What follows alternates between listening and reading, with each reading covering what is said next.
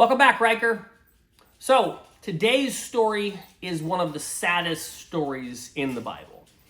And at least it is to me. It's just such a terribly sad story, but it's the next story in the book of Genesis, so we have to talk about it. Today's story is about making bad choices and what happens when we make bad choices. So if you remember last time, we were talking about the story of creation. We had Adam and Eve and the deceitful snake who tricks them. And Adam and Eve have to leave the Garden of Eden because they didn't listen to God. So now Adam and Eve are living out in the rest of the world. And Adam and Eve have children. They have two sons, at first at least. They have two sons, Cain and Abel. Now, this story is going to focus on Cain and Abel, and we don't really hear a lot about Adam and Eve in this story. So, the story of Cain and Abel, like I said, it's a story about making wrong choices. The main character in this story is Cain. Cain is the oldest son. Abel is the younger son. Now, Cain was a farmer. He made crops grow up out of the ground. And Abel was a shepherd. He watched after sheep and he took care of them. And so the two boys had very different lifestyles. But both of them understood from Adam and Eve that they're supposed to bring sacrifices to God. So Cain one day is bringing a sacrifice to God. So he goes to his field and he gets a bunch of his crops and he brings them to burn on an altar in order to celebrate God. Now, Abel does the same thing. He goes to his flock of sheep and he grabs a sheep and he kills it and he brings it and puts it on an altar and burns it in an offering to God. Now, we don't really know why, but for some reason, God doesn't really like what Cain brought to offer. We don't really understand why God didn't like what Cain brought to offer, and we don't really understand the reason that God chooses to not accept Cain's sacrifice. But for whatever reason, God doesn't accept Cain's sacrifice. But God does accept Abel's sacrifice. God likes the sheep that Abel brought to God. So Cain, sitting there, he's watching as his brother has a sacrifice that God takes, and God didn't take his. And Cain gets really mad. He gets upset, and he gets upset at his brother. So this is the part in the story when I'm reading it generally where I start to try to identify with Cain. I start to remember times in my life where I made bad choices, and then I started to make my own life worse by making bad choices. So Cain is sitting there thinking bad things about Abel, and he's very mad. And God comes and talks to him. And he says, Cain, why are you so upset? Why are you so angry at life right now?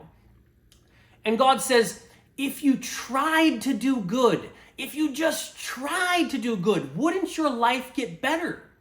Now, Cain has an option here to listen to God, because God is warning Cain. He's telling him, if you're not careful, you're about to make an agreement. You're about to make a pact with sin. Now, we learned a little bit about sin in the story of creation because Adam and Eve went and ate from that tree of knowledge and good and evil. And when they ate from that tree, they let sin break into the world. And sin is this idea, it's this thing, this corruption, that when we make bad choices, it kind of infects our lives and it infects the world. So we see something that we want to take that doesn't belong to us, and we take it, and it has really, really negative results where it affects the world around us, and it affects our hearts, and it affects our ability to connect with God. So Cain is here, and he's looking at Abel, and God is telling him, you have to stop thinking so negatively about Abel. You have to stop. Just try and do good. Now, Cain won't listen. He doesn't listen to God. So Cain and Abel are walking out in the field one day, and Cain is so furious and he's so angry at Abel that he kills him. And Abel dies. So It's a very sad story about brothers. They were siblings. They're related to each other. And Cain kills Abel. Now, God talks to Cain and he says, "Where's your brother? Where's Abel?" And Cain says, "How should I know? Am I his keeper?" And God says, "Abel's blood is speaking to me from the ground. I don't know why you made this decision. It's terrible, though. And now that you've made this decision to kill your brother, all the world is going to change around you." And God says, you used to be able to plant crops and get them to grow up out of the ground. No more. You won't be able to get strength from the food of the ground anymore. And so God is cursing Cain and telling him that now that he's murdered his brother, that the world is going to interact with him differently. And so basically God is telling him how sin is going to affect his life. So Cain gets very worried. He says, "Oh no, if this is what happens to me and people find out that I killed my brother, they're going to kill me." So God says, "No, I'm going to put a mark on you. I'm going to put a brand on you so that when people see you, they won't kill you." Now, we don't really get to know why God does this, but for whatever reason, God puts this brand on Cain that lets people know that they're not supposed to kill him. And now this is where the story gets even sadder. We find out that Cain goes off and lives off on his own, and he ends up having his own children, and they have children, and those children have children. And Cain has 5 generations of children below him. And at some point, all of his children become so evil and so corrupted that they will kill people, and it doesn't bother them at all. In fact, they sing songs about killing people.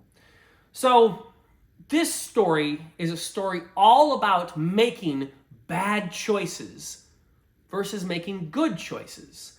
And in this story, we get to see that when you make bad choices, there's a really negative effect that those bad choices have. Sometimes we get to see the effect right away. Maybe we push someone while we're at school, and we get to see that we hurt someone.